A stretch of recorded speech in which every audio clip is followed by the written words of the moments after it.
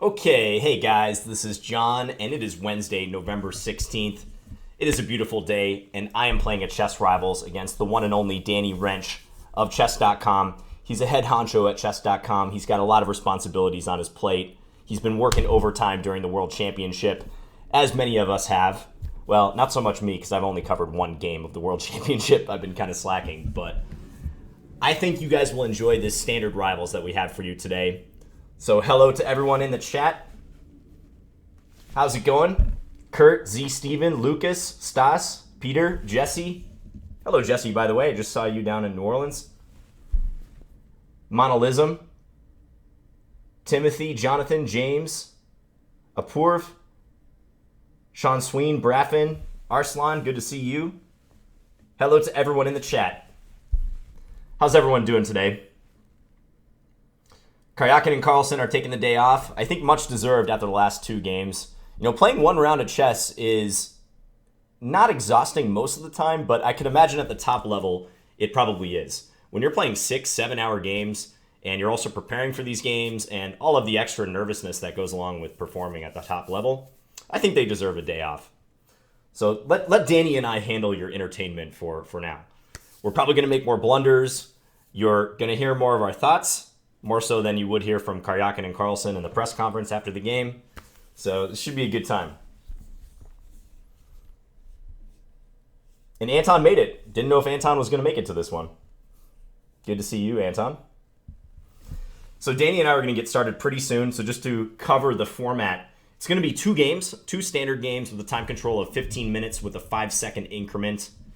So not super short games, but also not super long either. I think this will be a nice pace. And I gotta say, playing online, standard is my worst time control. You guys have seen, like, standard games, I struggle with my time management. I generally don't do as well as I think I should do. So this will be a challenge for me in the first ever Chess Rivals featuring standard games. Also, if there's a tie, Danny and I decided we're going to play a best of 5 bullet tiebreaker. So basically the first to 3 points in bullet. And if that is tied, I don't know what we're going to do. We'll figure it out on the fly. So hopefully it doesn't come to that. Danny is streaming, by the way. I believe he is on the chess.com. I'm going to ask him, actually. The chess.com Twitch page. So I think it's just twitch.tv/chess, I'm pretty sure. Well, let me get a confirmation from Danny.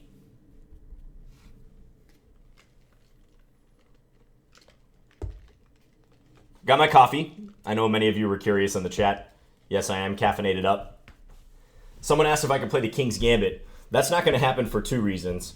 First of all, you saw my handling of the King's Gambit in the most recent standard game I played. It was not good. We're not going to go there again anytime soon. And the second reason is Danny doesn't even play e5 against e4, so I don't know how we're going to get a King's Gambit. Okay, so twitch.tv/chess. I'm going to put that in the chat just so you guys can get a load of that there. I have an ad playing in my stream right now. Do you guys get these Tai Lopez ads all over the place? Every time I see an ad on YouTube, it's Tai Lopez, this entrepreneur dude who's all over YouTube and social media. Like, I swear, every single time. He's just invading my life right now. I don't like it. Hello, Edgar. Thanks for tuning in from Armenia. Halloween Gambit, also not going to happen. I wouldn't be opposed to playing it, but our openings just don't match up for that.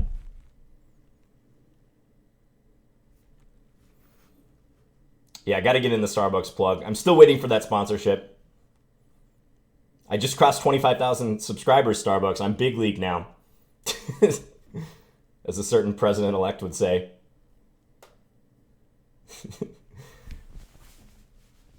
Okay, Danny's asking if we're ready, and I think we are. So we're good to go here, guys. We're blasting off right away. I don't use AdBlock because I want to support other YouTubers. And also I appreciate it when people watch the ads on my videos too. I make a small amount of money. So it makes making videos a little bit more worthwhile. So that's why I don't use AdBlock.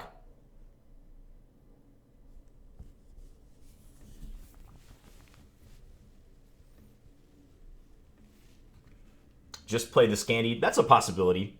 I probably will not play the Scandi. And I'll be trying to keep an eye on the chat as much as I can. I don't want to get in too bad a time pressure, but I will try to see what you guys are suggesting.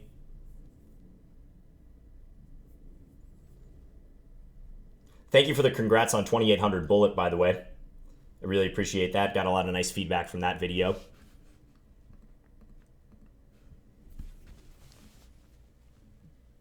Hello, Abhishek. Glad to hear that. Thanks for tuning in from India. Hello, Marcos. We've got 374 viewers at present. Awesome.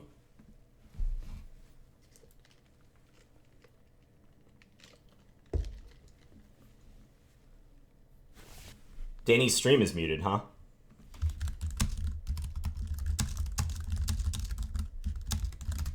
I'm going to shoot him a quick note. See if he can fix that.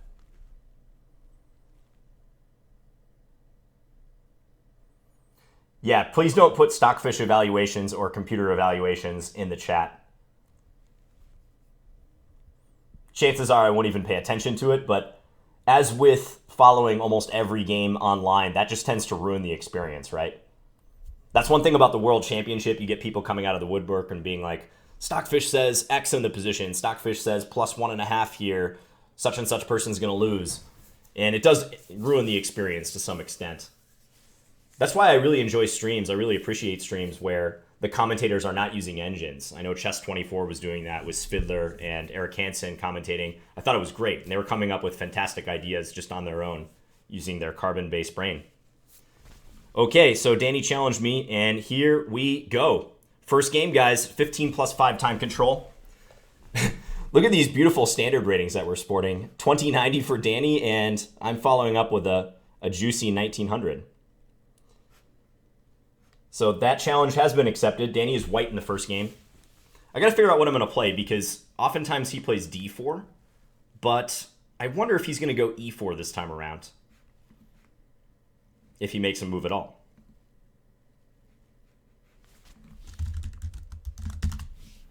Might still be fiddling with the stream. Nope, there he goes. Okay, e4. Let's play a Sicilian. Team Sicilian for now. I'll never forsake Team Scandi, but we're going Sicilian this time around. Thanks, John. Thanks, Divas. How's it going, Kurt? Danny used a lot of time on that first move. I don't think it was because he was debating what to play. I think he was just kind of fumbling. Okay, so should I play something like the classical Sicilian or just stick with my main stuff? I think I'm going to stick with my main stuff, which is the Con Sicilian. Let's see if he ends up playing into the main line with d4.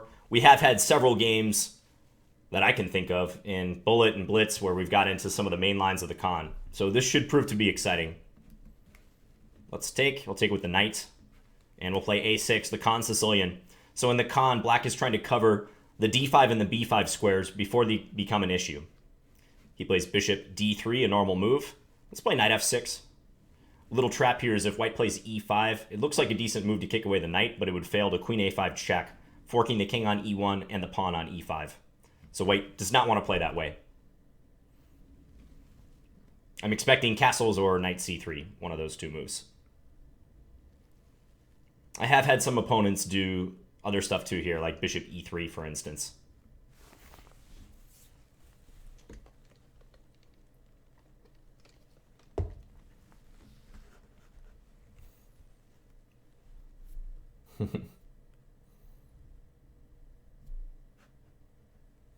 Okay, so just waiting for Danny's next move here. Someone says, intimidating Danny into a time advantage. Yeah, somehow I don't think that's the case. I think he's probably just getting his stream up and running, make sure everything's good to go. Okay, so he castles. Now e5 could be a threat, so I should cover against that. I'm going to play queen c7 to do so. This is the proper post for the queen in the Con, usually. So it influences this entire diagonal leading all the way to h2. Also, it could be of use on the c-file.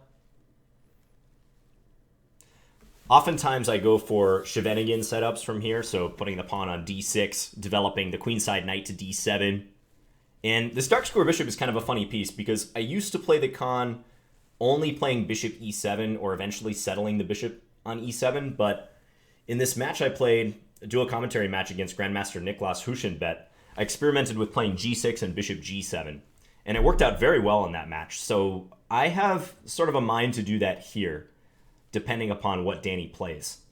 If he goes for a setup involving c4 and knight out to c3, a bind setup, where he has more influence over the d5 square, I think there's a great chance I will play that way. We'll see.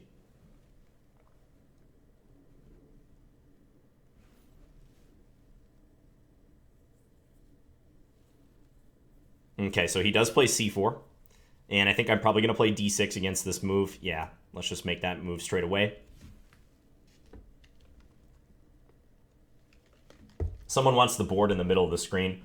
This is the way I usually have it arranged, though, just so you can see the chat and the webcam on the right-hand side. Okay, knight c3. So I think I'm going to play knight bd7 here. I could also play g6 straight away if I want. This is an extremely standard position, but what to do? I think I'm going to play knight bd7, but I'm just debating for a moment. Yeah, let's play knight bd7. That's the most flexible move. Usually you do want the knight going here as opposed to the c6 square. c6 can be acceptable in some circumstances. One thing you have to watch out for if you play the knight to c6 is that white does not put a rook on c1 and then go knight d5. Black can run into problems down the c-file in a lot of occasions. So I'm going to go with the traditional way of playing this, knight on d7.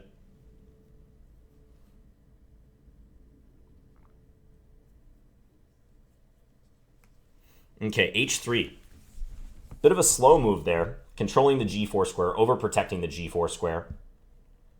So now I face this decision. Do I go for g6? Do I play bishop e7 or maybe even b6? I'm not thinking of too many other moves, so those are my candidates, g6, b6, bishop e7. Leaning towards g6 just based on what I previously said. The one thing I do want to watch for is if white can get in a quick f4, f5 to try to break open the position. So g6, f4, bishop g7, f5. I don't think Danny will do that. That's not really something I've seen in his playbook thus far in our con battles. Nor do I think it's that dangerous to black, but I got to be heads up about it. Maybe I can play knight e5 there, or even take once on f5 and then play e5. Now, so that's not going to deter me. Let's play g6. Danny has been doing a great job with his coverage of the World Championship, by the way. I just wanted to make a note of that. I always enjoy seeing his analysis, and that's not just because we're friends. Like, I legitimately think he does one of the best analytical jobs of the well-known online chess personalities, let's say. He and I are just IMs, but, you know, we're capable of doing some good analytical work, too, and Danny breaks games down in a way that I don't think too many people are capable of. Of course, he throws in his Chekalina Lashlambas and talking about, you know, many other signature catchphrases of his. So that spices it up a little bit. Knight back to f3. So I think the idea here is to try to pressure the d6 pawn. I get the sense that he's going to do that. So bishop g7, probably bishop f4, huh? And then maybe move the light square bishop away? Interesting. So I probably will play bishop g7 all the same, but that is an intriguing way of handling this so early. He's not making any other extraneous moves, just knight f3, intending bishop f4, I'm almost certain. I wouldn't want to change up my plan. If I put the bishop on e7 now, bishop h6 is going to prevent me from castling. So bishop g7, bishop f4, castles. If the bishop goes back, I could play knight e8, although admittedly it's a little awkward. I wouldn't want to have to play that move. Yeah, you know what? I'm going to figure that out when we get to that point. I don't think it's worth stressing about it now. I'm just sticking with my main plan. I see ways to cope with it, so I'm not unduly worried.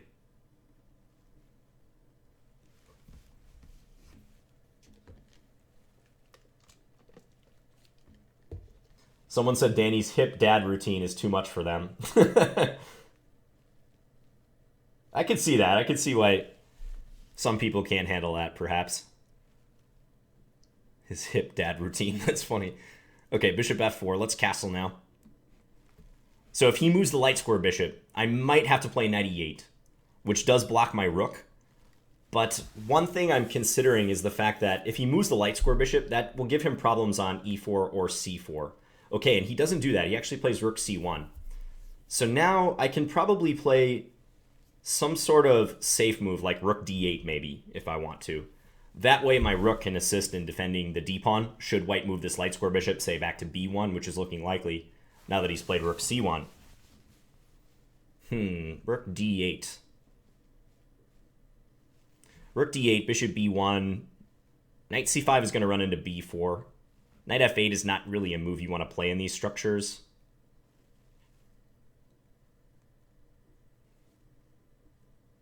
I kind of wish I had b6, bishop b7 in already. Well, I definitely wish I had b6 and bishop b7 in already. I could play b6 here. I mean, if I don't want to move my rook, I could do that. b6, bishop b1, knight e8. Some plan like that, but inevitably my rooks are going to be disconnected if I choose to play that way. So rook d8, bishop b1, knight e8. What's to stop him from playing something like just queen d2, getting ready to play rook f d1 and bring about further pressure here? Probably nothing. Probably nothing's stopping him from doing that. Okay, just considering a new plan of action. What if b6, bishop b1, knight e5? I can play that way too. Knight takes e5, d takes e5. He moves the dark square bishop. You know, I get some play there. I think I get some decent play against his dark squares. I'll have good control over d4. b6 is certainly the most harmonious move right now. So maybe I should prioritize that over playing a rook move, because I'm not thrilled about rook d8. b6 is going to hold up any c5 attempts too.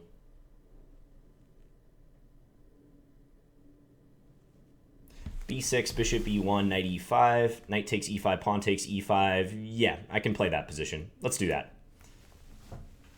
So trying for the double fianchetto setup. Bishop to b7. I also had to make sure tactics like bishop takes d6, queen takes d6, e5 were not working for him. It's far-fetched in this position, but anytime you get that alignment with the queens and there's only one piece in between, you want to watch for tactics involving the bishop moving, like, you know, if he could play bishop takes h7 check there. I know I've got two pawns in the way, but if he could execute that move, that would be winning my queen.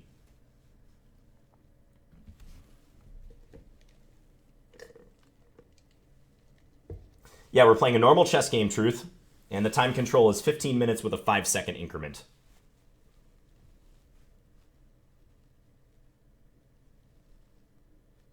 No, I don't think Magnus will play the Scandi in the World Championship, Dan. It's not looking like it. He's had a couple opportunities already, and he's declined on both occasions. He's played double king pawn both times. That would be my dream come true if Magnus played the Scandi. He has played it in the past, but never at this level. I think the Scandinavian's only been played once in a World Championship game, and that was by Anand against Kasparov back in the 90s, and Anand did very well. He got a good position, and I think he was winning that game.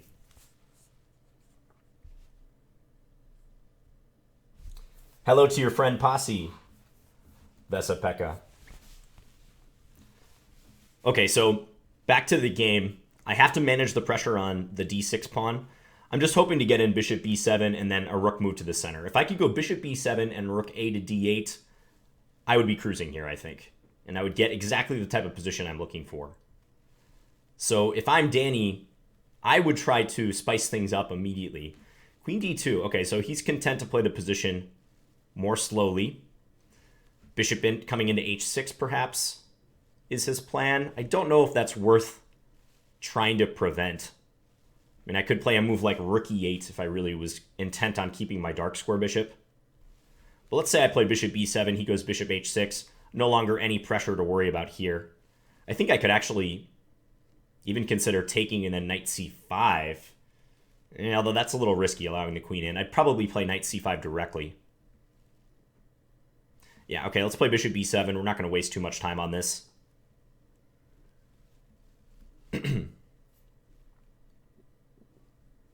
I got to watch my tendency to over-explain things in standard games.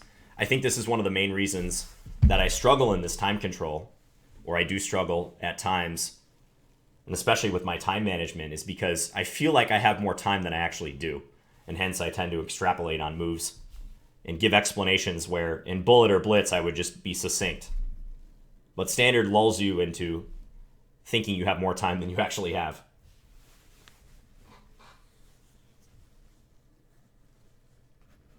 "600 viewers. Awesome. Thanks to all of you who are tuning in, be it in the evening or the middle of the day or early in the morning.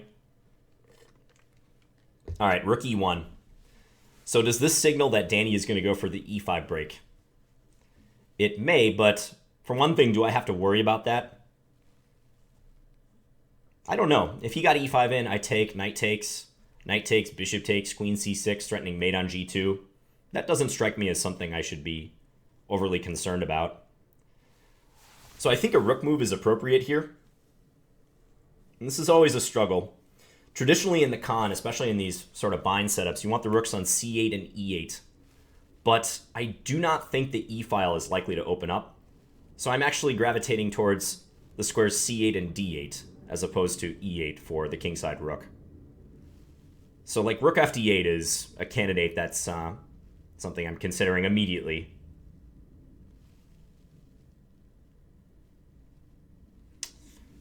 Rook c8, rook a to c8 also looking fine.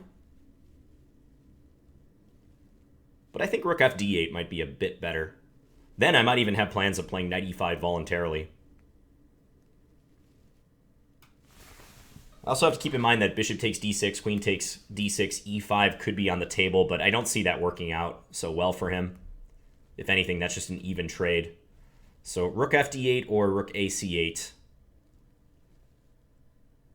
What to play? I think I'm going to go for rook fd8. Yeah, let's do that.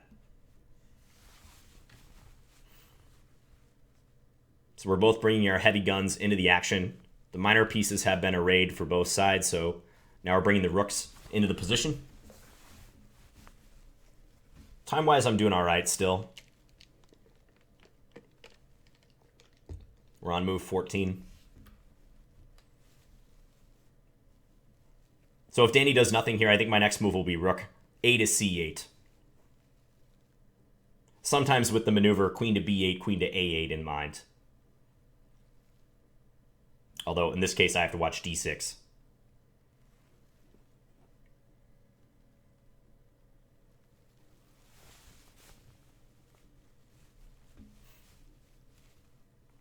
I wonder if this rook on c1 is slightly misplaced for white. I mean, at the moment, that's not a huge concern for him, but I thought that rook was bound for d1, and I really thought he was going to try more aggressively to pressure d6. Okay, now he's going for this plan of attacking my bishop and trying to induce a trade. And here, since my rook is not on f8, I could play bishop h8 if I want. I could keep that bishop. I don't want to take. I briefly mentioned taking earlier. I don't think it's a great idea, because then the queen nestles itself deep into the heart of my position. And with knight g5 on the way, that's not good. So do we leave the bishops or do I play bishop h8? If I leave the bishops, what would be my moves? I mean, rook c8, maybe knight e5.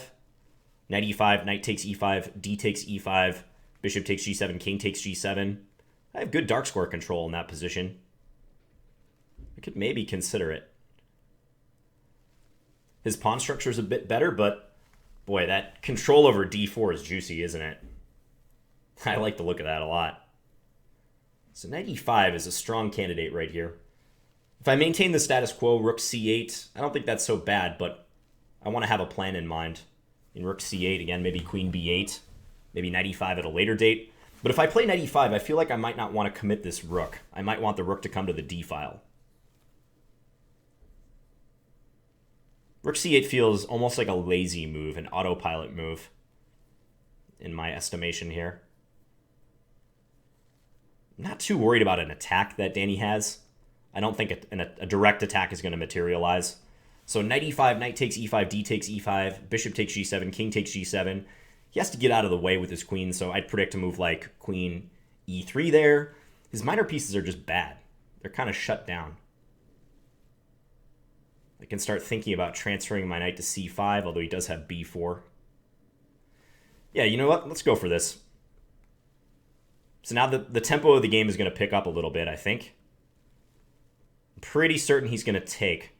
And you know, I could think about throwing in bishop takes h6 then. Knight takes e5, bishop takes h6, queen takes h6, forced. Then d takes e5. And argue that without his knight being able to come to g5, because the knight doesn't exist anymore, my king is safe, and his queen is maybe not doing so much on h6. So that's an in-between move I want to consider right now while it's his move. Knight takes e5, bishop takes h6, queen takes h6, d takes e5. That hits the bishop immediately. Maybe it doesn't matter so much, though, because he could even bring the queen right back to e3 in that case. So nah, yeah, I think I'm just going to recapture on e5, should he decide to take. In fact, let's pre-move this. And if we get that pawn structure, it's a double-edged one, because I do have double pawns, but you see all the territory they control. I've got f4, f5, d4, d5, all on lockdown. His bishop on d3 is bad. He does have a queenside majority that I have to watch out for. If I could ever plant my knight on d4, I'd be loving life. So I'll be looking for some sort of route for my knight to become relevant.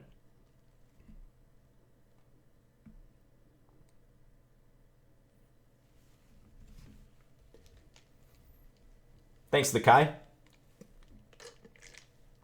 Glad you're going to follow those London results. Okay, so let's take.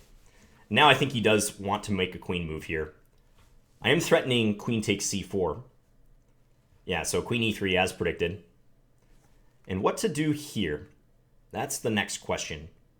I think his strategy over the next few moves is going to be more or less to hunker down and avoid a direct confrontation. I think he's going to want to play a rook to the d file, maybe move his bishop back, try to trade. In the long run, white would like to swap down, ideally to a pawn endgame, so his structure becomes relevant. So I want to make this knight good, but I also want to attack d3 and maybe c4 or e4. Rook d4 suggests itself, but I think on rook d4 he's going to play knight e2. I mean, long term, I'm contemplating some sacrificial ideas on d3, but I don't think I can justify that quite yet. That would be a little rash. So queen c5, I'm also not sure about that move. Queen c5, queen takes, pawn takes. I'm hitting the bishop. Well, maybe, actually. I was thinking this pawn could be hard to defend, but he has to waste time moving the bishop, and then I can play something like bishop c6, maybe? Intriguing. Not the usual way you'd handle this position, but that's one I'm considering. Queen c5, queen takes, pawn takes. Let's say bishop c2. Bishop c6. Huh.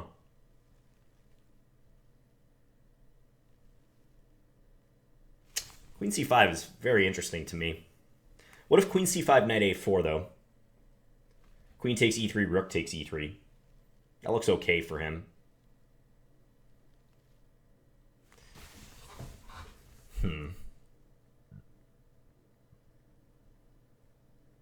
Now I'm going to go for it. Let's try it.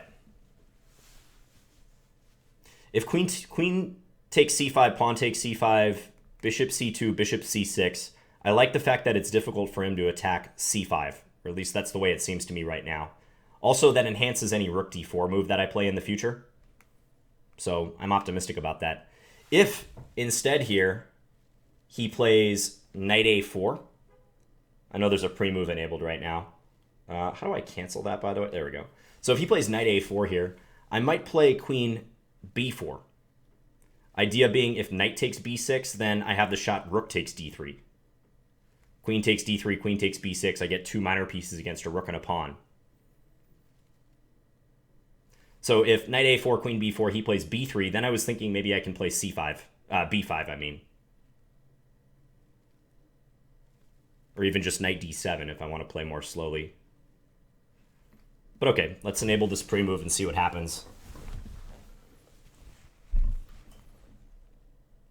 I'm still going to have to figure out how to get this knight into the game. Maybe it's useful where it's at for now, just always threatening e4. And if ever he plays f3 to try to prop up the pawn on e4, then knight h5 to f4 becomes enticing because he wouldn't be able to respond with g3 when I play knight h5.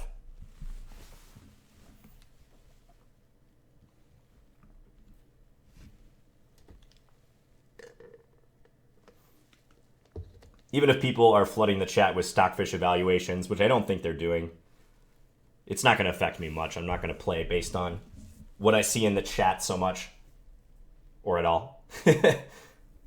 Yeah, as Frank Johnson said, that would not be sporting if I played chat suggestions. Maybe we'll do a stream like that at some point where I am taking input from you guys, but for now it's just mano y mano, me versus Danny. He pulls the bishop back. Okay, so that in a sense validates my queen c5 move.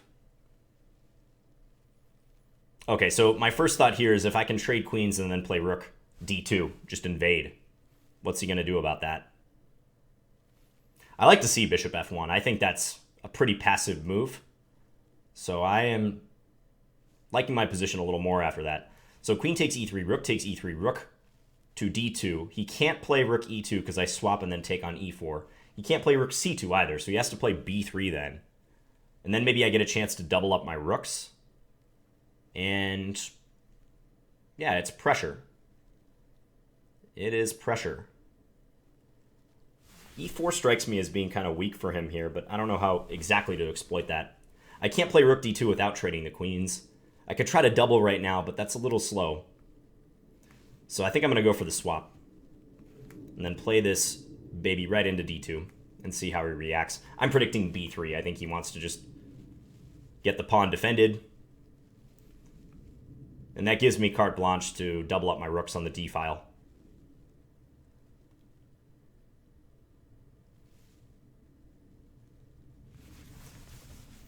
It's cumbersome for white to kind of unwind here.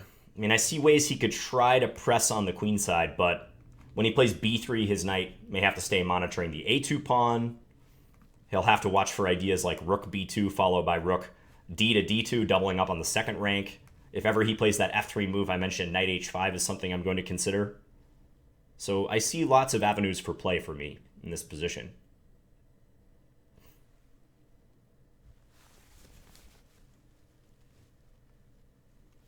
Thank you, Laurent. He says black stands well.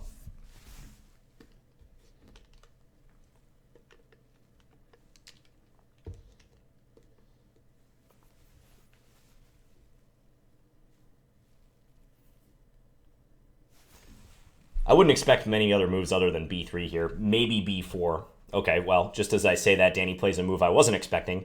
Knight a4. Okay, so he is going after the b6 pawn. He's going to let me take e4 if I want. But then he plays knight takes b6 with tempo on my rook. That is very interesting. So bishop takes e4, knight takes b6. Let's say rook b8. He can back his knight up, or even he can even play c5 there. I could win b2. Kind of have a mind to stop him from taking the b6 pawn. I mean, knight d7 is a move I can play here if I want. Although going backwards with the knight is not so great. Knight takes e4, another move I could try.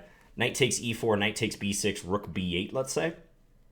I'm threatening f2, b2 is loose. His c-pawn is fast, however. It's kind of a tough call right there. Suddenly the game is getting complicated. b5 doesn't really work tactically, does it? Albeit interesting, I don't think it works. So taking on e4 with the knight, or just knight d7, those are my main candidates right now. Knight takes e4, knight takes b6, rook b8. I think that rook belongs on b8, it seems to me. Let's say he plays f3. Knight c5. I feel like that position might be a little easier for him to play because his queenside pawns run pretty fast. So maybe I should just settle for knight d7 here. I do have bishop c6 coming, by the way, so it's not like he can completely ignore me. What about knight d7, rook b3? Maybe that's his plan. Knight d7, rook b3. And then if bishop takes e4, knight takes b6. Yeah, his king is pretty safe, though, isn't it?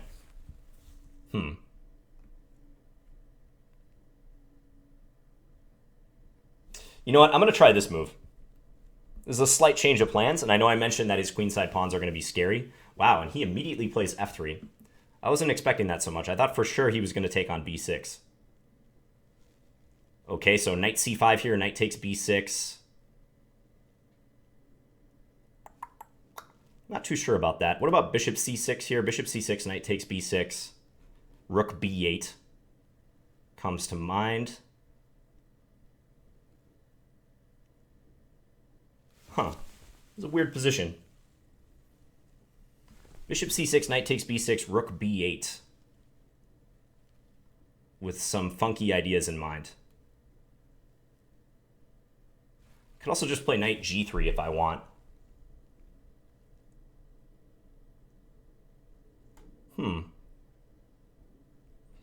All right. He can also take on e4 with the rook, though, can't he? Nah, let's do it. We're going to try this. This looks very weird. But I'm going to give it a shot. I'm down on time now. 1 minute, 22 seconds. Play faster, John.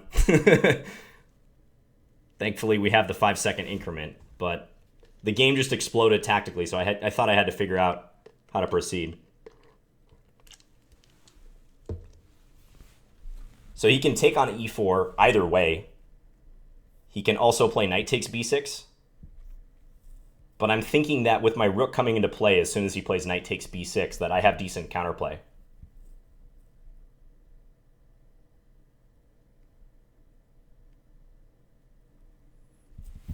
Messy position, though. Like, really messy. Unstable one for both sides. So let's do this. If c5, I do have knight takes c5. That's one tactical detail that I had to be aware of. And maybe I'll get a chance to do it. So knight takes c5, rook takes c5, rook takes here. And I was just assuming that with b2 being weak, I was good in that position. Which I think is a reasonable conclusion, right? Knight takes c5, can he play his knight somewhere else? Like knight c4 I saw, but like rook d5 should be sufficient there. I would think. Yeah, all right, let's do this. Let's see what you got in mind, Danny boy. Okay, rook d5. Because this alignment of my minor pieces here is not pleasant, but I think rook d5 is covering. So yeah, let's do it.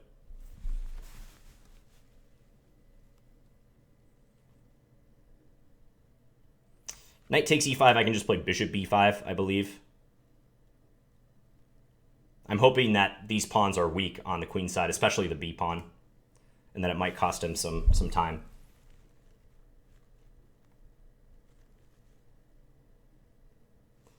We're currently on move 25.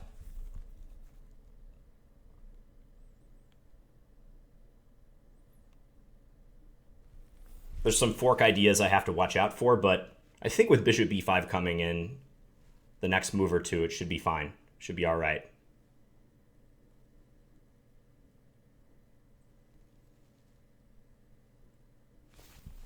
Just stay alert. Everyone in the chat is like, hurry, John. Play faster. I know, I hear ya. So if he takes, I have a choice of which way to recapture. I think I should take with the rook, because otherwise rook takes c5 could be played. Like bishop takes b5, a takes b5, rook takes c5, rook takes c5. He has knight d7. Ah, but he does not, because I have check on c1. Okay. So he goes b4. Interesting. I was thinking knight a4 against this move. Ah, maybe he's going to try to get to the 7th rank. So maybe I should play knight d7 instead. Maybe that's a better way of navigating this. Yeah, knight d7 seems more prudent. Let's do that. I just don't want that rook appearing with the help of the knight to attack f7. Maybe rook d1 is still playable even in those cases, but doesn't seem wise to take the risk. This way I can try to get rid of his strong knight on e5, which is bothering me. Okay, which way to take here? Or do I even play knight takes e5? Knight takes e5, bishop takes a6. Rook takes b4. Interesting. He's got weaknesses to deal with. There's also even rook takes e5. I'm going to play knight takes e5. Let's see how this turns out. I'm going to do my best Magnus impression. Play with the knight versus the bishop. And take this guy. It is kind of an open position, but my pawn structure is conducive to playing against a light square bishop.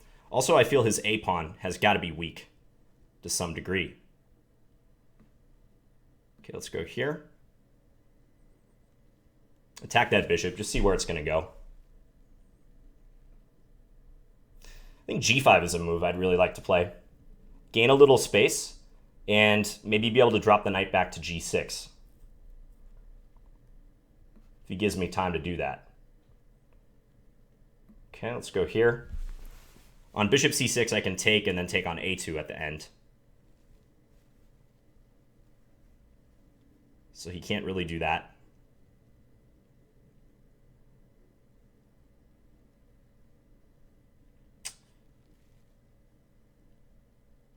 Maybe bishop e4 is what he's going to do. I don't know, his bishop is kind of running out of some squares, isn't it? Knight c4. Still, I think g5 is kind of attractive. Let's do that. g5 is an interesting long-term move. Maybe bring the king up now a little bit. Yeah, let's go here. Just help the king, or have the king assist in defending the knight if ever I want to play this rook over. I feel like I'm a little bit better here just because his bishop is having a hard time finding employment, but the position is still complicated. Rook takes a2 is a tactic I have. I think I should do it. Yeah. So either rook he takes, he's losing a pawn.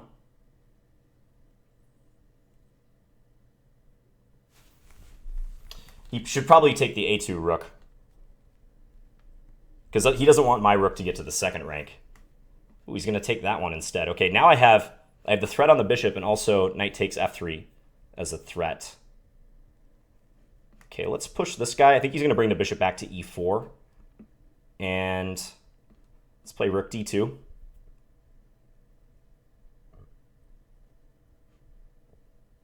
Let's try to get our knight active somehow. Now knight e3 coming. Maybe he just can't defend this pawn. Maybe that is a big problem for him all of a sudden.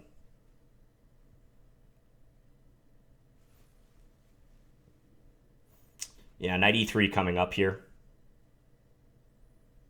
And he might have to go full passive. Fully passive. Okay, don't see an immediate tactic. I'm just going to do this and then play my f-pawn up the board, I think. Don't see an immediate win or anything. Yeah, he goes for h4. That's an interesting idea. Probably a good plan. I'm going to do this before deciding if I'm going to take on h4 or not. Plays the bishop all the way there. Interesting. Okay, well, let's take. King h3 I'm expecting, and then I'm going to play king f4. Staying on the dark squares. I gotta believe he's almost in zugzwang here. Like, his bishop is just practically running out of squares. See how restricted it is on a8? It can only go safely to a8 and b7. It's almost like he's got to play his bishop around b7. Really, he's going to do that. Okay, but I think I should take here now. Threatening rook h2 mate. Now I should be able to clean up. Just go after his f3 pawn. Yeah, take this guy. Knight's coming to d4 to hold everything together. And that should be all she wrote. Yeah, he resigns. Okay, so let's take a moment to assess that game. We had a con Sicilian. I didn't feel too pressured out of the opening. The only point I felt pressured is when he was trying to bring about an attack against d6. So I think this moment was key early on. When I played b6 and he goes queen d2, I thought a more direct way of playing was in the cards for him. I thought he would play like bishop b1 or maybe bishop e2. In both instances, trying to involve the queen attacking d6, but he didn't do that. He chose a more slow setup, and this is instructive, I think, for con players and Sicilian players in general, Because oftentimes you will get this pawn structure where you've got the double D pawns, but you have great control over the D file, control the D4 square too. Queen c5 was a little unorthodox. I think queen takes c5 is definitely a critical test of my idea, because if he were to play that move, then my pawn structure is even more ragged than it was before. But I think with the attack on the bishop, and after something like this, being able to play bishop c6 and cover against knight a4, I should be okay. I was kind of wondering if he could do something like that. I saw that I could always repeat if necessary. Seemed all right. So Danny ended up playing that bishop back to f1. And I felt like my position gained some momentum after I traded and played rook d2. Knight a4 surprised me. I mean, I think if I were playing white, I would have played b3 here, just so as to not have to calculate all the crazy tactical stuff that can happen after knight a4. I'm not saying knight a4 is a bad move, but I mean, it's hard to say who's better coordinated here. I feel like I'm better coordinated as black, but knight a4 is a committal decision by him. Here I was expecting knight takes b6, and I was going to play rook b8 in reply. Instead, we got this, and things got weird. He plays c5. I took on c5, trying to remove the defender of the knight. He goes here. I think I have to play this move. Otherwise, knight a5 is coming next move. Like, say I just choose an arbitrary square with the rook. Knight a5, and I have problems here and here on the c file. So that's why I did that. Sorry, I keep backing this up. So rook d5, knight takes e5, bishop b5. And it's equal material now. I think the simplifications have slightly favored black. Even though he has the two queenside pawns to my one, I think my structure is more solid than him, despite me having this isolated pawn. It's kind of weird to say that, but he's got these pawns on the second rank that need to be addressed. This structure on the king side is a little janky. His king is kind of open. This is a real compact structure for me. The rook always has to stay monitoring the knight on e5, the white rook that is. So somehow the coordination, I think, favors me a little bit. Here was another big decision that I didn't have much time to make. I figured that playing knight takes e5, keeping the game in a minor piece position, like knight versus bishop, was in my best interest, because I'm just betting that this a pawn is more of a weakness than a strength. And I'm betting that he won't be able to advance it so easily. And that proved to be the case. He also had a hard time finding a good post for his bishop. I mean, maybe he should bite the bullet here and play bishop c6, knight takes c6, rook takes c6, rook takes a2, and try to defend that position. But actually, with me being able to double up so quickly on the second rank, let me just show that line. Maybe that's not an option for him, because this is coming awfully fast. I mean, sometimes you consider stuff like that, though, like trying to play a position a pawn down to restrain your opponent, kill off some of their play. So after bishop c8, this is just such a difficult position for white to play. The bishop has no great stable square. I played g5. I did that to give the knight access to the g6 squares and help control f4 and h4 better. And this was a nice little tactic here. Rook takes a2. That's a motif you sometimes see where you're able to attack both your opponent's rooks, and no matter which one they take, you're taking the other one, and I won a pawn in the process. Now I have a feeling this position's lost. I think his best shot was to take the rook on a2 and allow me to take on b3, so he at least maintains control of the second rank. But with 4 pawns against 3 and knight versus bishop on the king side, white is going to have to play extremely well to ever save this, and he might not even succeed after that. It's just the knight is doing so well cooperating with the pawns and the rook in close quarters. And the fact that I controlled the second rank was the nail in the coffin. I think this is just too much. I think right here, like, maybe he can try to move his bishop, but there's so many plans at my disposal. Like, if he played bishop here, one thing I was thinking about doing was just playing king g5 just to make sure that h-pawn is always defended. Start crawling forward with these guys. I can always go and attack his bishop. Shouldn't be good for him. So, hope you guys enjoyed that game. Hello, Joop. Joop from the Netherlands. Let me offer a rematch to Danny, because we're going to get started pretty soon here. Not going to spend too much time on analysis. What about the rook sacrifice against knight c5 for Danny? Rook sacrifice. You mean right here? Rook takes c5?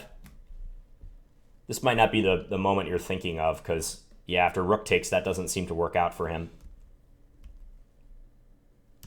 Don't think he can play rook takes c5 here either. I mean, there are some ideas of him trying to lure me into a fork with the knight, but I don't think it ever really worked out, right?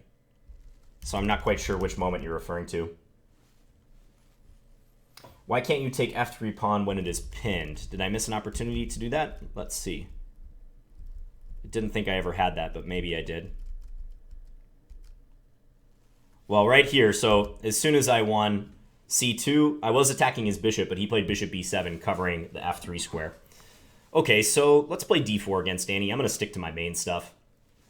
And I assume he's going to play knight f6 and e6, as he likes to do. But we'll find out. Once again, for those of you who are just joining or joining recently, Danny is also streaming on the chess.com Twitch channel. So go check out his stream as well.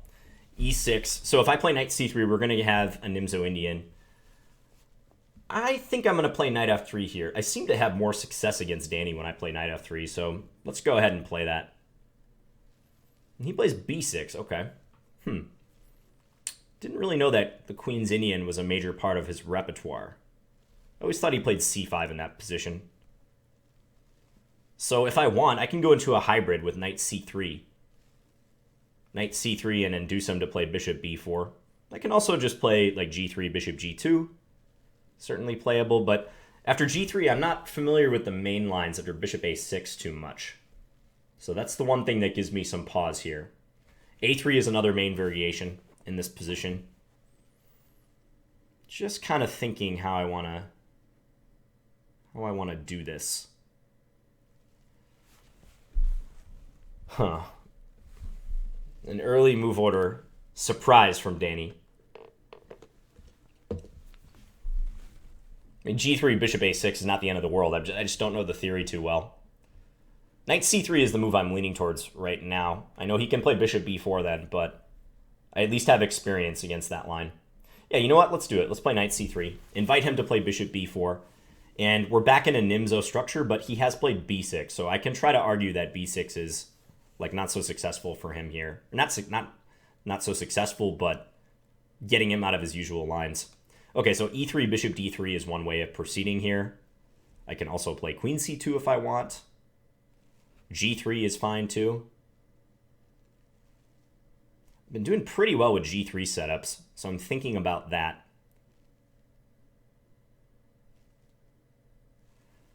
g3 and allow him to take on c3 if he wants. You know what? Let's do that. This could be double-edged if he decides to take on c3 and try to saddle me with weak pawns, but that will challenge my attacking ability and try to compensate for these pawns.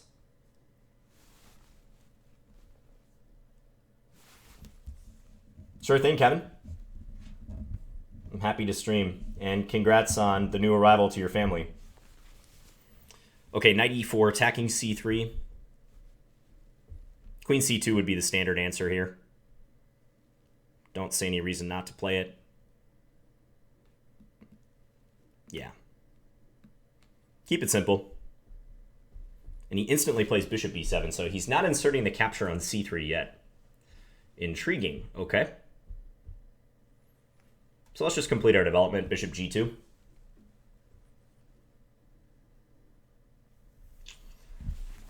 Expecting bishop takes c3 sometime very soon, either now or on the next move.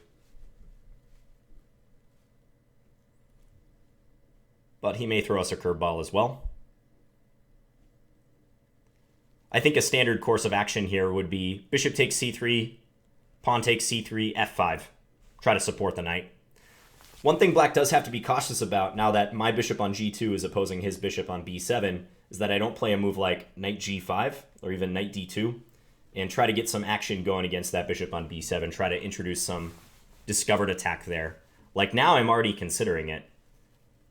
But it doesn't quite work in this position. If knight g5, he has knight takes c3. That sounds really convincing, right? What I just did there. Knight g5, knight takes c3.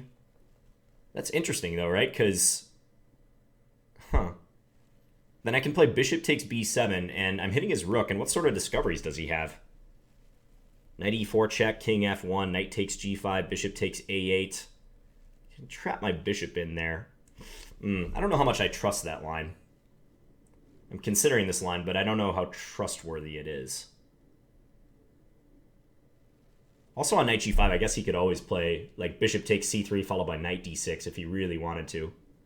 Although that would look kind of odd. This is one of these moments I feel like I could calculate that for longer, but I'm not sure it's worth the effort.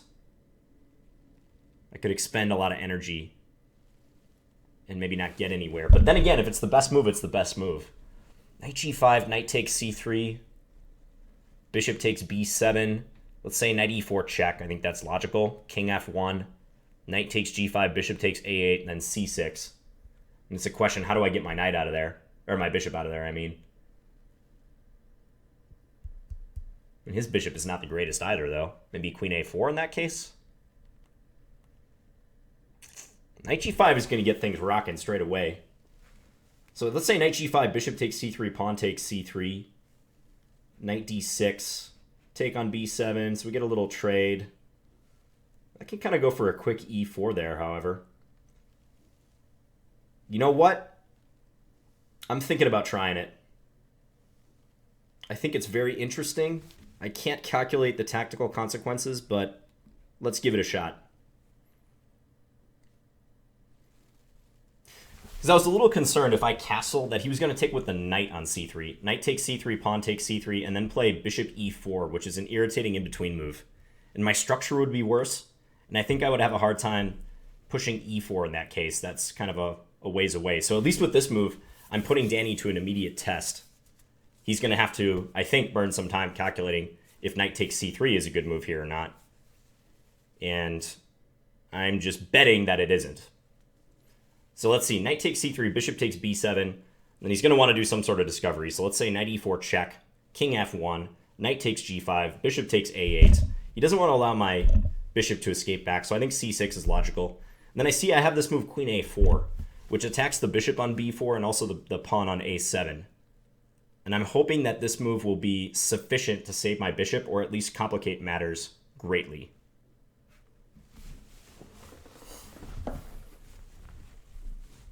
What do you guys think of this? Just gut reaction. Do you think this is a decent idea? Elvin Bread likes it. Elvin Bread is a national master, so some validation. Now, I want to reiterate that this is a friendly game between Danny and I. We're buddies, so it's like seeing what the chat is suggesting, seeing what you guys think is not something I would normally be doing. That would be cheating under most circumstances, but in this case, I don't feel too bad about it. This is meant for your entertainment and for you guys to learn. Okay, knight d6. So, yeah, this is one thing I was expecting, and I think just trading on b7 is correct here. Yeah, let's do that. We want to draw his knight away. He's going to have to take back with his knight. So I'd like to get in a quick e4. I think it's just a question of whether I do it immediately or whether I castle first and then play it. c4 is kind of weak, though.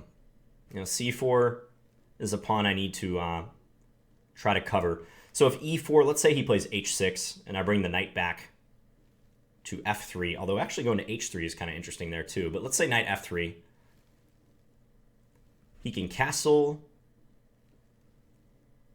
Maybe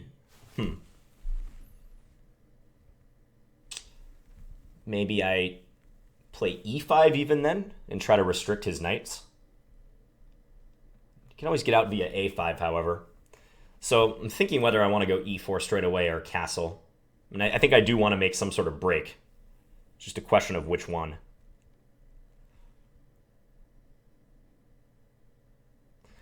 e4, h6, knight h3 looks kind of cool, trying to maneuver like knight f4, but it looks a little slow too.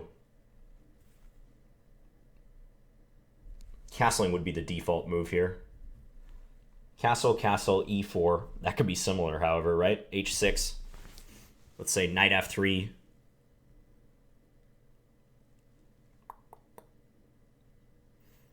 Now I'm thinking about some crazy stuff even, like g4. I wonder if g4 is a candidate move here.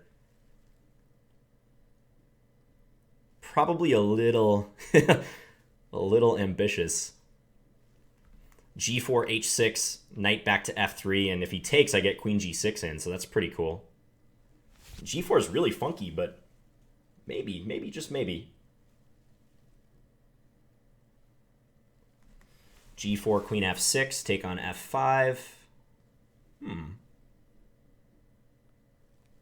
All right, well, let's try it. Put Danny to the test. How do you feel about me shoving the g-pawn at you? It's a really interesting candidate move. And e4 wasn't seeming to go anywhere. Long term, I have to be worried about the c4 pawn. As happens in a lot of these Nimzo structures, when you get those doubled c-pawns and black is trying to attack them, you have to find counterplay elsewhere. And that usually is going to be in the center or on the king side. On the queen side, I am not better. So I need to seek other avenues for counterplay. And he does quickly play queen f6, so g4 wasn't as big of a shock to him as I was hoping. I think take on f5 is definitely reasonable. Yeah, let's take. Let's not spend too much time on that. People are like, play it, just do it. Play the move. Okay, so he's trying to stabilize the pawn structure, I think, a little bit. I can play my bishop out to f4. I like the look of that just off the top of my head. I mean, knight d6 is coming, but that would enable castling queenside if I ever want to seek shelter over there. Bishop f4, let's say knight d6, I could play c5. I could just advance this pawn. Rook g1 is another move I'm looking at here.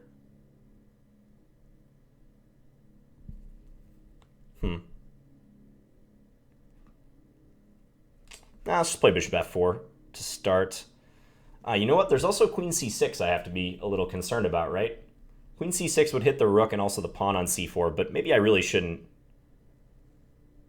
waste too much time on that because, yeah, I think I always have like knight f3 to cover and f5 is going to be weak, so he can't just play that flippantly. We're putting some pressure on c7 as well. Got to watch that time. He's already got like a 4-minute time advantage. Plays his knight out, all right. I have this feeling he's going to castle queenside. Just this inkling. You know what? I'm going to bring my knight back to f3, I think. Yeah, let's do that. This way, in some cases, I can threaten bishop takes c7. Also, bishop e5 is another idea. Like, let's say he plays knight c to a5, like bishop e5, rook g1 is always on the table for me.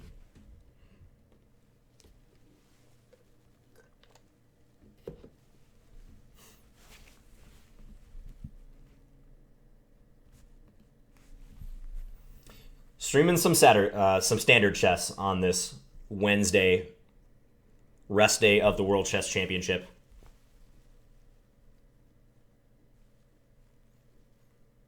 So what would make sense for Danny here? He'd love to castle, but that runs into bishop g5. So I think h6 is a candidate move, trying to control the g5 square, but that does create a certain weakness on g6. I think castling short comes to mind for sure. Daring me to take on c7. If I take on c7, he might play d6 and try to trap my bishop. So that's double-edged if I decide to do that.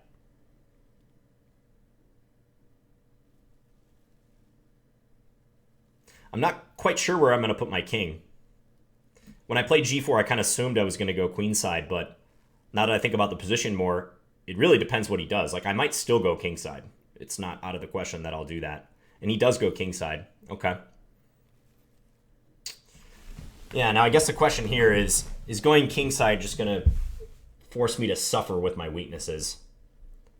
Should I stake everything on a kingside attack against him and play like rook g1 instead? I mean, if I castle kingside, I could still go for some sort of attack, right? Like, I could still play king h1 and rook g1.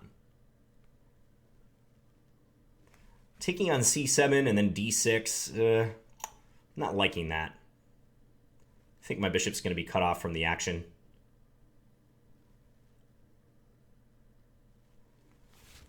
So tentatively, I'm thinking castles here. Knight e5 maybe also is a candidate, but then he could trade and play that queen c6 move again.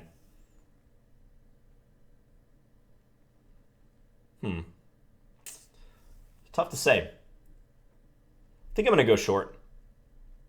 Yeah, it's castle short. I was not liking the look of my king safety if I went long. So lesson of the day, if you play g4, you can still castle short.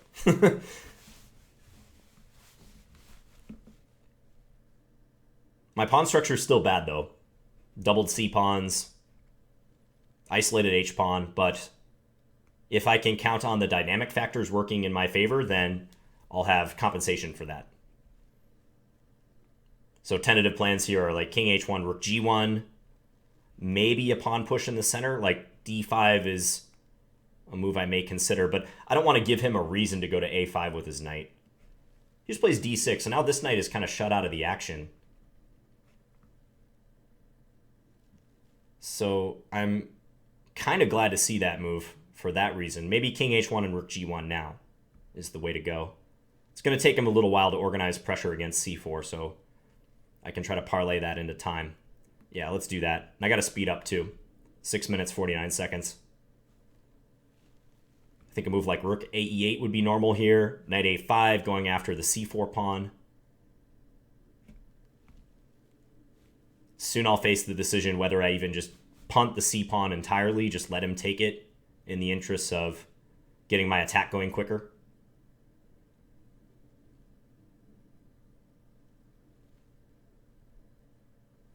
And he plays that knight to a5. Okay, so he's going to try to activate this guy via the a5 square. See, that doesn't bother me. Well, I was about to say it doesn't bother me as much because I thought if knight takes c4, I could play queen a4, but he does have d5 to cover both of the knights. So maybe queen d3 here. Then he can play queen f7. I can go d5. Yeah, I think queen d3. Let's do that. Hopefully I don't regret the placement of the queen there. But I'm not quite ready to part with c4. I don't see a good reason to do that yet, so I might as well take a moment to cover that. And if queen f7, d5, I think I'm doing all right. I have a feeling he should play rook ae8 here. That looks like a completely natural move. Would not be surprised if he does that. Okay, and now I think I'm going to play this move. Just so that if queen f7, I can play bishop h6.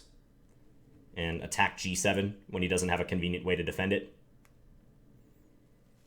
I always have knight d2 as a backup move if I want to, like, guard c4 and also stop a move like rook e4, which he just played. Okay, so bishop g5. What are you going to do against bishop g5? Then if your queen moves, I'm getting bishop h6 in. Okay, so he's probably going to play his rook over to g4 sometime soon. But bishop g5, where do you put the queen? Because aren't you going to end up in a fork, Danny? No, he's not. Bishop g5, queen f7. And if I could play knight g5 there, that would be great, but that's clearly illegal. So maybe I should just play e3 right here, just stabilizing. And maybe even prepare to double up with the rooks. Yeah, I think this is a good way to go. Let's do that. Don't think bishop g5 was leading anywhere due to that rook g4 resource. Even that line I'm not completely sure about, but I don't want to spend the time to calculate it. e3 looks nice and simple. Reinforcing move.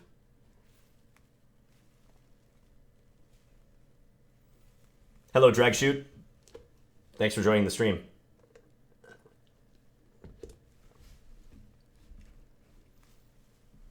Yeah, and hello to Frank Johnson. Anton informs us that Frank was the very first person to beat me in a Lichess tourney. That's like ancient history right now, it feels like. But that's a very random stat that you know, Anton.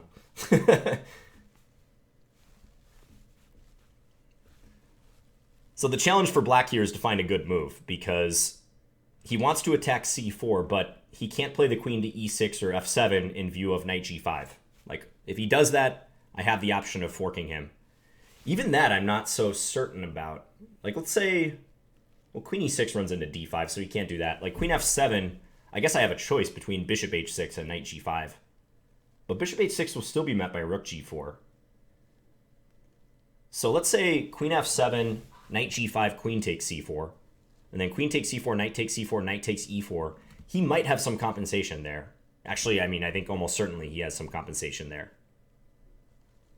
So queen f7 would be very interesting if Danny decided to play that right here. Still don't know if it's a good idea. Maybe I can play d5 in reply. Yeah, probably d5 is a good reply, and then knight g5 in mine, but he may consider giving up an exchange somehow to exploit his long-term positional assets, like his better pawn structure, his knights that can jump around and cause me problems. If he can keep the position close enough, an exchange sack makes sense. I don't think he's going to want to exchange sack on f4. I think he'd rather get my knight if he could. So tough decision Danny is facing right here. I'm ready to get this rook into play if I can too, like rook g2 or g3 and rook over to g1 is on the table.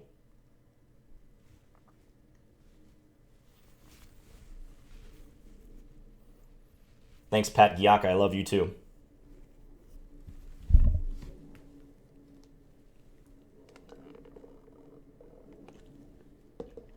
Feeling the love today.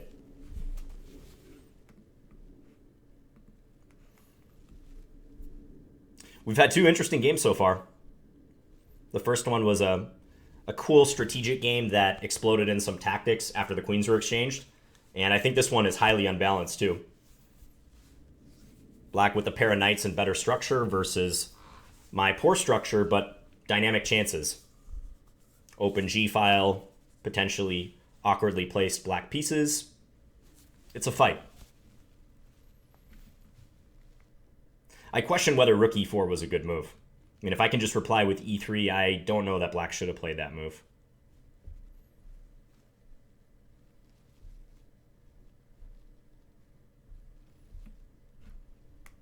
Danny having a long think here. I'm trying to predict what he might do, because I've managed to refute a few of these moves. It's hard to move the rook back to a decent square. He can't go to e7 because I played bishop g5. He could go all the way back to e8, but that would just be an admission that rook e4 was a waste of time. Psychologically, it's hard to play those moves. I could foresee him playing a move like king h8. Just get the king out of any potential pins down the g-file. That's not going to inhibit me from playing like rook g3 and rook g1, though.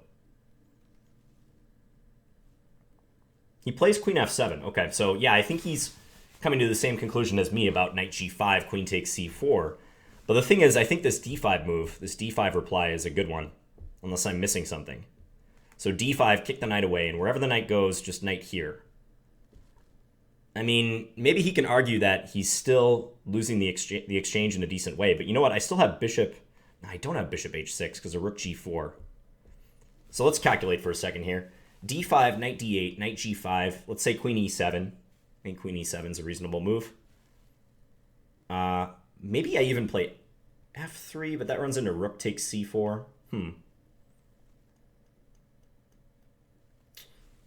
Okay. d5, knight d8, knight g5, queen e7, knight takes e4, queen takes e4, queen takes e4, f takes e4. I'm up the exchange, but how to make use of it? Maybe c5 there, messing up his structure. I like the d5 permutation of this more than knight g5, because at least for the moment I save the c-pawn, so I'm leaning towards that.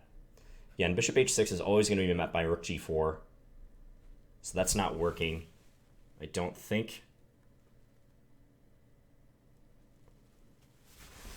Maybe I could play some other move after d5, knight d8, but I'm not seeing it. Okay, let's play d5 just right now and contemplate after he plays knight d8. I'm pretty sure I'm going to... Whoa.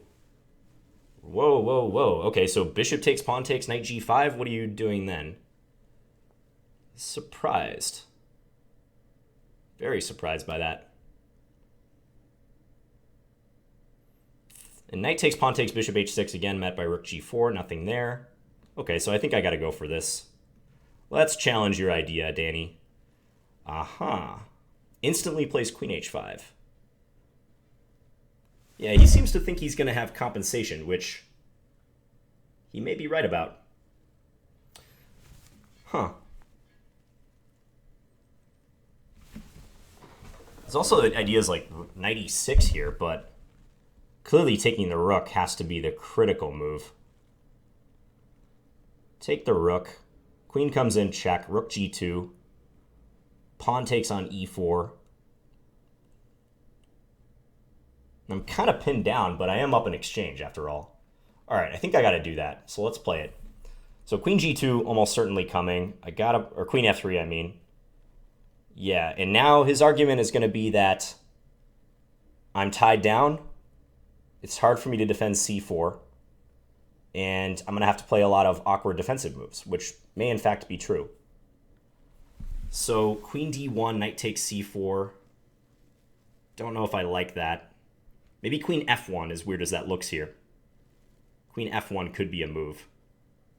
Just remain guarding the c4 pawn. I think I'm going to play that. Looks super duper awkward, but let's try to make it difficult for him to win this guy. One way I can try to unwind here is king g1 and rook g3. Just kick his queen out that way. So I could envision king g1, rook g3, queen g2 coming into play. Maybe what I'm going to do here. So he wants that knight on d6. I think that's pretty clear. It might go to d3, but I somehow predict d6. Queen d1 would be the most efficient way to unwind, but I still like this king g1 move. Yeah, let's play king g1. So will Danny have enough compensation? Can he make my life miserable with this knight? Or is the rook advantage, rook against the knight up the exchange, going to prevail?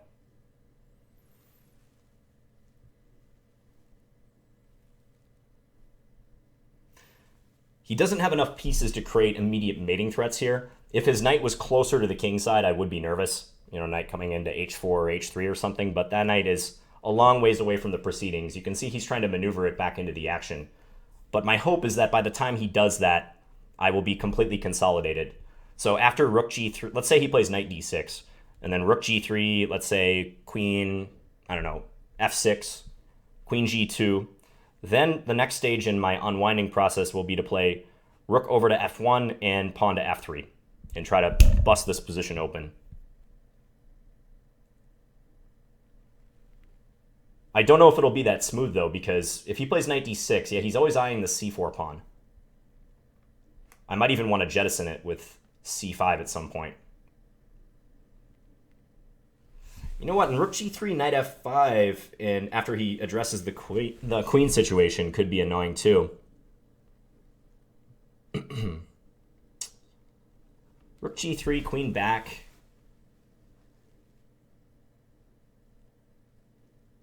Yeah, that's still kind of unclear.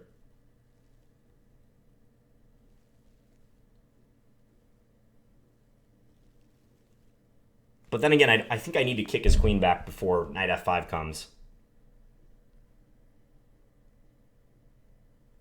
That seems like a must. All right, well, yeah, let's go rook g3. Just see where he puts that queen. He has a number of options. Queen f5 he chooses. Okay, so that means I don't have to worry about knight f5 anymore. Not sure that's the best square for him. I would have chosen differently if I were him.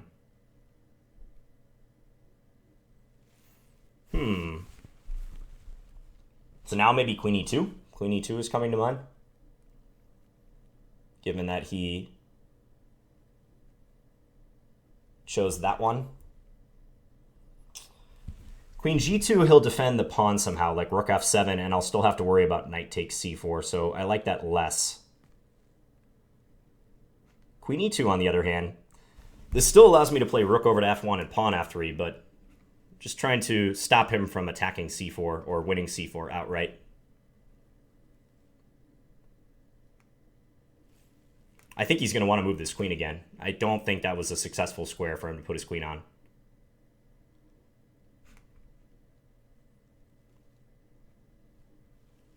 He might address the attack on the g7 pawn, though, somehow. And h5. Danny continues to surprise me here. So, daring me to play h4? Do I go for that?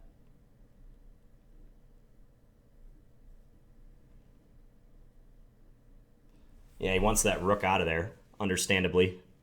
h4, queen f6, queen takes h5, knight f5.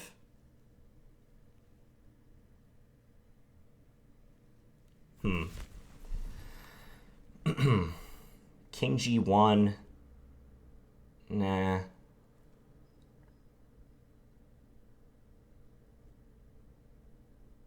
Okay, let's play h4.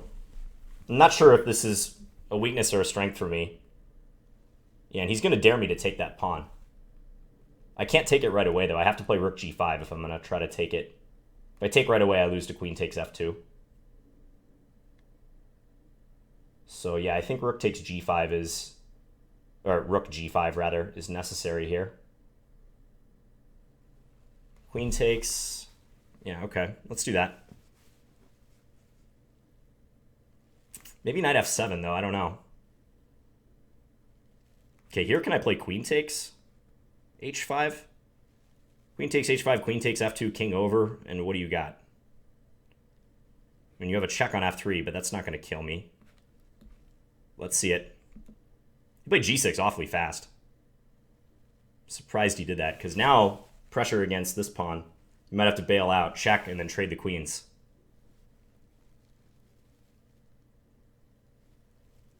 Surprised he did that.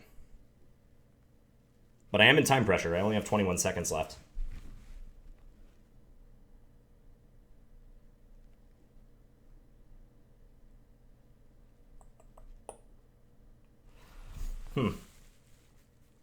King g7, maybe. King g7, I think I can play like king h1, perhaps. Weird looking move, but seems to work.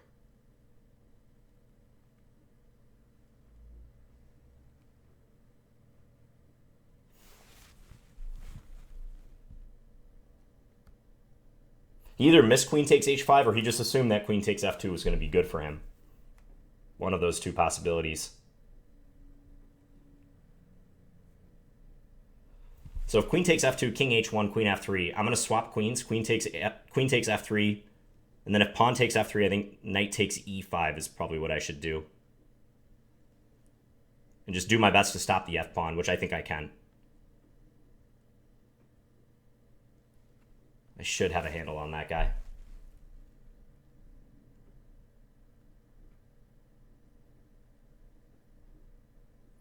Yeah, so against that, I was just thinking king over.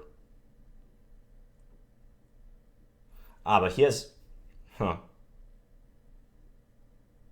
Okay, let's play back. Probably a safer move.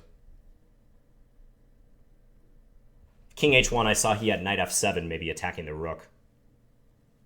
Yeah, I probably shouldn't play with fire and play king h1 quite yet. Play the rook back. Be smart. He can take on c4 if he wants. Maybe queen h5 then, queen g5 then. Offer the trade.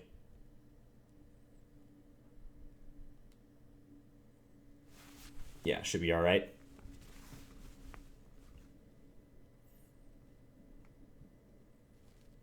Living off the increment. Always fun, right? Living off the increment. Trying to find ways for him to attack, but I'm not seeing too many good ones. Because now queen g5 is always coming up next if I like. Yeah, he's going to do that. Okay, so... Yeah, probably queen g5.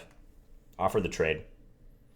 If he declines the trade, then h5 is coming. So if he moves the queen somewhere, I get pawn h5 in, and g6 is probably falling. So he gets the knight in. All right. Probably should take... This knight f3 check was such a big threat there. Let's go rook here. You can play king up to f5, but I have a check on g5 in that case. Let's go king here. Let's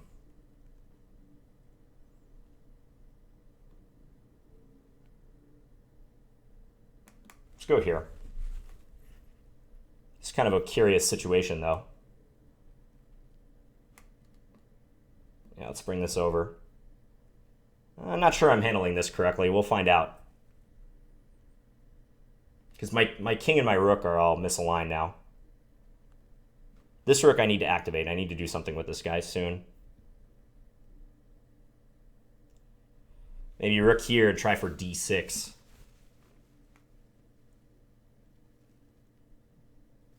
Yeah, rook h8 was a good reply to my last move.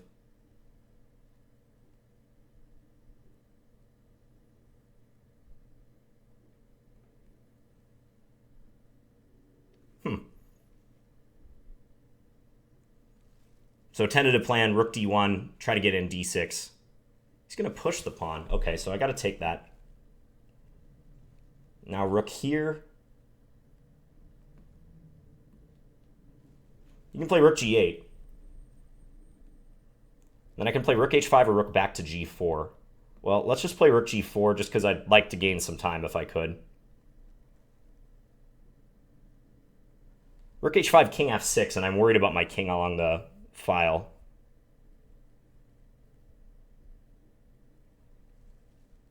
Question is if Danny can play for a win here.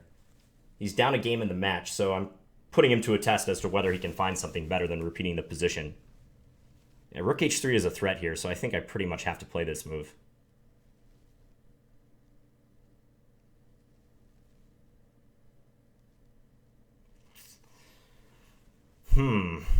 Rook g8, what to do in that case?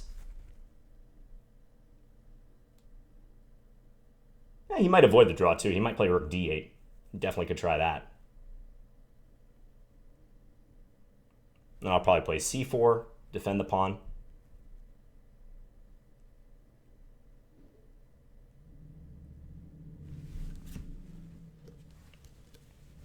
Obviously playing for a win down the exchange is a difficult decision to make. Rook h5, I just don't like that alignment issue I'm facing. After king, back to f6.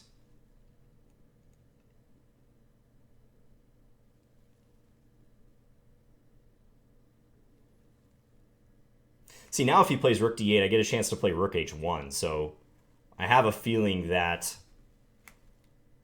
his better chance to play for a win was on the previous move. And I think that's a 3 times repetition if I want to claim it. Looks like he claimed it. Okay. Game drawn by repetition. Yeah, so the question is if he can play rook d8 here and go after this pawn. Instinctively, I think, I should be fine after c4, but again, my rook situation is questionable. So we have a 44-move draw in that game.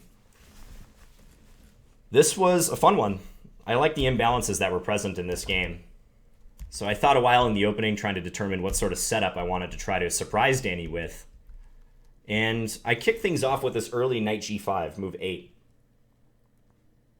And he responded with bishop takes c3, so he also came to the conclusion that this move was not working out so well after bishop takes b7. And you'll see, like one line I mentioned was knight e4 check, king f1, take here, trying to get some material. I take on a8, and then c6, looking to entomb this bishop. But I think queen a4, and the fact that I'm hitting this guy and this guy, is probably going to save me, although the position remains a little unclear. So, yeah, thanks, guys. Thanks for the support, and congrats. So after knight g5, he just took on c3, and then played the knight back to d6. Whereupon I traded and played g4. So this was another key moment, trying to alter the structure in some way. I thought that going for e4 wasn't as promising because I just kept seeing knight d6 coming in so many lines, like attacking e4, defending f5, also attacking c4. Not right away, but say after, a move like e4, h6, knight f3, castles. I think with this in the pipeline for black, it's not looking so nice for me. So I went with this unorthodox move g4 instead. If he takes the pawn, I do have knight takes h7. So he doesn't want to do that. Plays queen f6. I thought the way that black handled the position here was pretty reasonable. I brought my knight back and then castled short. Big decision which way to go. Castling king's queenside just smelled bad to me. I didn't want to do that unnecessarily. So I went short with hopes of doing what I did in the game. King h1, rook g1, pressure him down the g-file. d6 surprised me a little bit. I thought he would maybe keep open the option of bringing the knight there. Like, I wonder if he can just play knight d6 in this position and attack c4 directly. Gives me this option, but with the pawn structure, I'm not ever better if I just swap down minor pieces. I've got the doubled c-pawns, remember? So d6, I felt, created some issues for him in trying to bring back pieces to the king side. You can see later on his knight had to maneuver for quite a while to get involved. So I play king h1. He goes here. I defend the pawn. Yeah, this was a key decision too. Rook e4. He played this move very fast, in about 10 seconds. But I think after e3, he might be regretting his decision because his next move cost him 4 minutes. Pondered 4 minutes on whether to just keep the rook sitting on e4 or try to justify it somehow, or maybe just back off his plan. I think he probably considered stuff like that. Queen f7 offers me the chance to play knight g5 directly, but I felt like the position we get here promised him a lot of compensation. Remember how I was saying if I won the exchange, I would prefer not to give up my knight for it. I'd rather give up my bishop for it and keep my knight. That's because these knights can't be traded off. I have nothing to trade them off with. My bishop can never attack them unless black wants me to. So for sure, black has good play here. I mean, I've got the open g-file, but it's not going to amount to anything, I don't think. So there was that permutation of winning the exchange, but I played d5, and knight e5 really shocked me. I didn't even really consider this move. I didn't consider this move at all, I think. I mean, I glossed over it, and I just assumed that this was going to be good for me. I underestimated queen h5 and queen f3, this way of winning the exchange. Maybe that's better than the move that I was concentrating on, which was knight d8, whereupon I can do something similar, or I have even more options, it seems. Because after knight e5, the immediate attack on my queen almost requires me to do this and play knight g5. Otherwise, c4 is looking very weak. I'm just seeing if I missed any tactics here. I don't think so. So this is a key line. Knight g5 here, take, check. This is all forced. Queen f1, I think important to defend this pawn for a while. He wants that knight back in the action. I unpin here. Rook g3. I was criticizing his decision to play queen f5. Still, that move doesn't seem best to me. I think if I were black, I would go here or here to try to keep f5 open for the knight.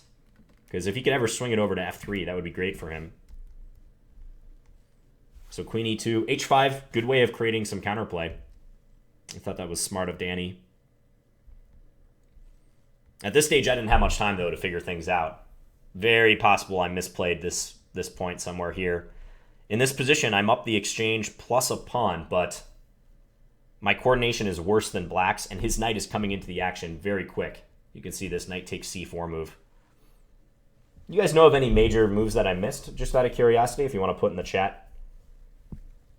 Because I think it's possible that in the time pressure coming up here, I had some better way of playing this. Even though I was able to get the queens off the board, you can see how difficult that was to play. With his knight coming to f3 and my rook looking kind of silly on g4. King h3, probably small mistake here. Maybe I should play king g3. Danny's just talking to me in the chat right now.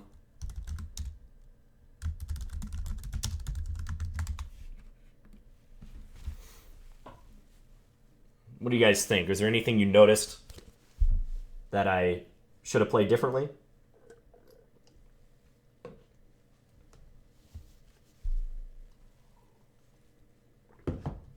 John, when you played bishop f4, I thought knight e4 was better because of the simple check, double attack. Please check this out in the analysis. Anyways, big fan. Thank you, Yo-Yo. I don't know what move you're talking about. So when I played bishop f4, is that what you said? Yeah, bishop f4. So that was move 13. Knight e4. Knight e4 is interesting, but maybe only interesting if black takes it. So I think your idea would be that if black takes it, then check and fork the king and the knight. But what if black just declines to take it and plays like queen c6 instead? Then I've got an undefended c-pawn, a knight that's double attacked. If the knight moves, I got to be careful about the rook on h1. So knight e4 kind of strikes me as like a hope chess move. I'm hoping that he blunders into this, but it maybe could have some merit. Like maybe the idea is to bring the knight back to g3. I don't know. Whoops. Thanks, Grim. Rook h5 was winning, but I can understand that you didn't go for it. Ah, you mean at the very end? Yeah, it just didn't seem so clear to me. Because how do I... Okay, after this, and now here. How do I unwind?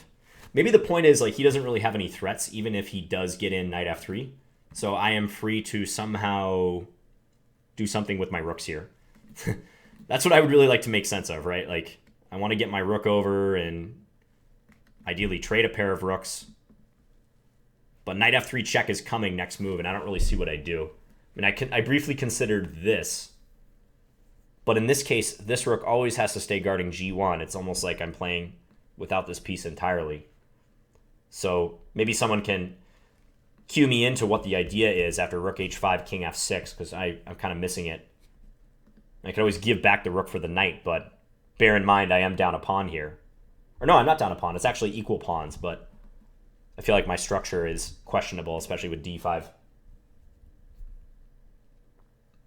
Seb says, I noticed the rook on a1 not in play. Yeah, that was a big theme, right? This rook was never in the game. Steiner asks, I was wondering why you didn't consider knight d2 instead of knight g5. Yeah, it wasn't really on my radar. I was just looking forward with the knight. So maybe you mean knight d2 like right around here? Because if I do it in this position, I think his rook can just escape to g4 or h4, right? So I was mostly thinking about the forward knight move because that comes with tempo against the queen. That's the short answer on that one.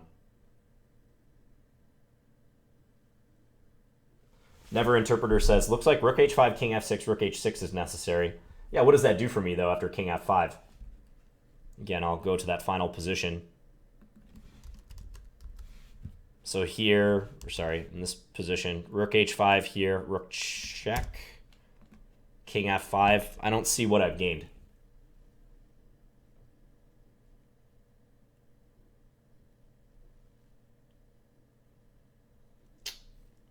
Yeah, just not a position I can see myself winning, especially with very little time.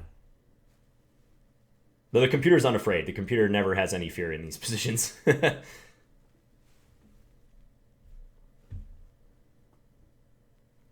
Elvin Bread says, I guess knight f3 at g5 holds on most moves at the end. Torgear says, rook on... Yeah, the a1 rook never gets into play with the other pieces. Yeah, I'm sorry, rook on a1. I left you out of the game for 44 moves. That's pretty rare that you see a piece just never moves in a 44 move, 40 plus move game. Steiner says, no, I meant knight d5 instead of knight g5 on move 8. Oh, I see in the opening. Okay. Yeah, good question. I guess something similar could happen, right? Like if I play knight d2 here, bishop takes c3 here, knight here. But maybe you could argue that with my knight not being exposed on g5, I have more cause to play e4. Yeah, that's a good question. I should have probably mentioned knight d2. Just wasn't thinking about it as much as knight g5. That's a weakness that a lot of people, a lot of humans have, is that with knights, you're always looking for them to move forward rather than back. Not because it's good necessarily, but you're trained to do that. You think of knights jumping and jumping forward, not backwards. Knight moves to like the back rank are very difficult to see for most people. Danny said he had me in the first game, I think with a move like rook a3 instead of knight takes e5. But once again, you proved better than me. Well, thank you, Danny. He said he played well today. He said the exchange sack was good, just blundered. Yeah. Yeah, that exchange sack in this game was very interesting. I mean, I give him credit for justifying his rook e4 move, because I think that's a move that could have easily backfired on him with the number of tactical threats I had involving the attack down the g-file and bishop h6 in some lines. But to Danny's great credit, he found a good way to play with this. Like knight e5 completely caught me by surprise. I don't know why I didn't consider that move more closely. I just thought that after this, it would be an inferior version of him. But this paradoxical idea of accepting double isolated e-pawns and getting his queen into f3 and messing up my coordination gave him just enough. It's a good back and forth game right here. Thank you, Carrie. Yeah, my pleasure, the juice. Hope you guys enjoyed this. Chris asks, do you think that you play too dogmatically? No, I don't think so. I mean, I try to play logically. I think chess is a logic-driven game. But I'm willing to break principles and time-honored concepts if I think it's correct to do so. I mean, a good example of that is G4. And I also try to avoid sticking to narratives where, like, I feel like I deserve to win a game. I look at this as a very interesting game where black had great compensation, certainly in the practical sense. I'm curious what the computer thinks, because I would bet that the computer prefers white. But I'm not narrow-minded enough to say, like, I should have won this game. Absolutely, I was up the exchange. Anytime you try to construct this narrative of how the game should go, I think that's detracting from your ability to assess a position in a game objectively. You really want to avoid that. If you play good moves, you'll win. Or at least you'll not lose. And that's simple as that.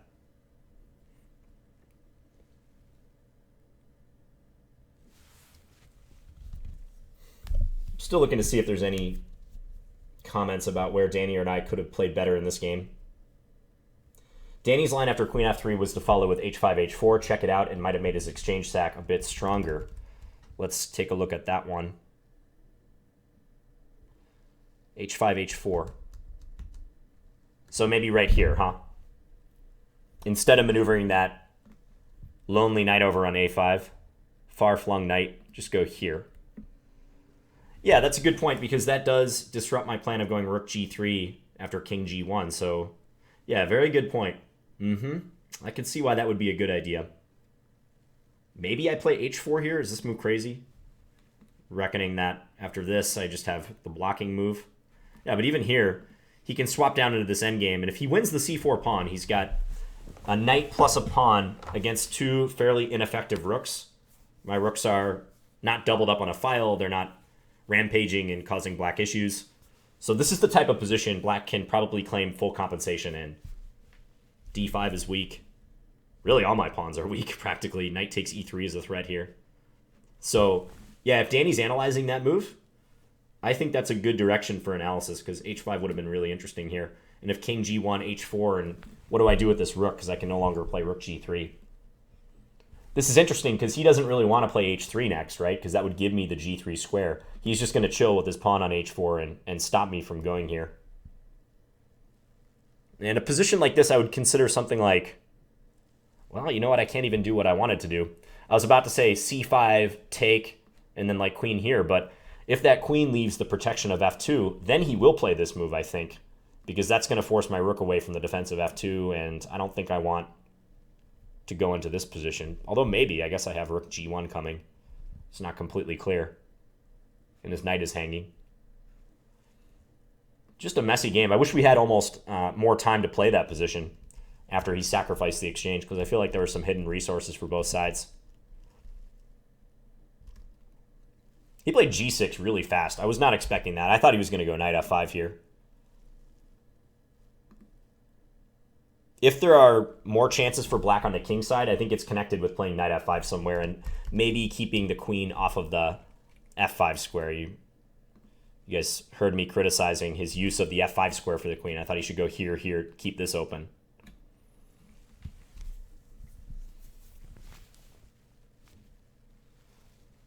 Glad you like those games, Mark. John, are you going to put up the rest of the World Chess Championship games, or are you only going to stay with game 3? You know, I might analyze another game or two. I might even stream if the match becomes very interesting, but I don't have plans to analyze all the games. It's a lot of effort, and I'm lacking the time right now. Why didn't you play queen takes e8 on move 1? Good question. Just take his king immediately. Do you think Karyakin has better odds in Carlsen-Karyakin World Championship match now that he has warmed up? Or do you agree with Kasparov that Magnus is in a different league? I don't think the chances for a Karyakin victory have changed too much. He's done a great job to hold these last couple games, but I don't buy the argument that Magnus is going to get frustrated and give Karyakin chances as a result. Like, that might happen, but I think Magnus is too disciplined to do that. And the trend of the last two games has definitely been in Magnus's favor. Like, he's basically been able to press, and Karyakin has had to muster up all his defensive capabilities to hold. So I don't see any reason why that wouldn't continue. I think Karyakin has to take a couple offensive risks if he really wants to win this match. Maybe his plan is just to try to hold and get to tie breaks and see what happens. But I don't get the sense that he's going out of his way to make the games interesting on his end. He's kind of just letting Carlsen do his thing and trying his best to navigate that. I don't want to sell Sergey short, but that's just the way the game has been playing, the way the match has been playing out.